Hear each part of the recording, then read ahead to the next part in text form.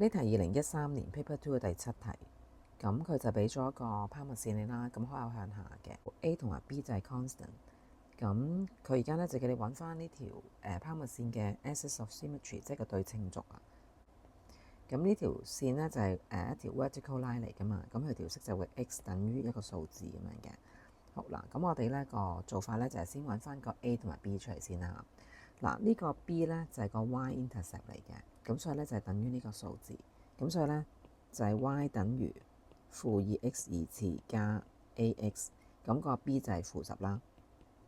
好啦，咁跟住咧呢度仲有個資料咧，就係個拋物線咧會穿過10個點，咁我哋將呢一點代翻落去咧，就會揾埋個 A 出嚟噶啦。咁即係當 x 係1嘅時候，y 係0啦。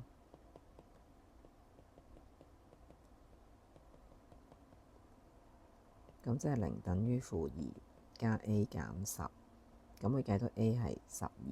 好啦，擺翻落條式度，咁即係 y 等於-2x 二次加12x 減10啦。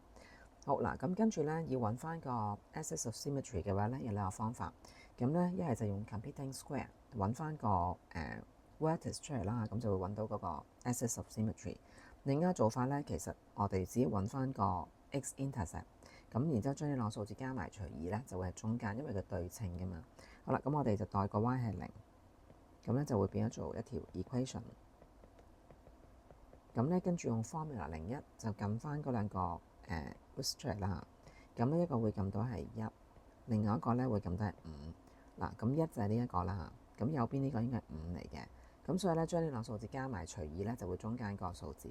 咁所以嗰個對稱軸咧就會係 x 等於1加5除2。咁即係 x 等於3。咁所以答案就係 B。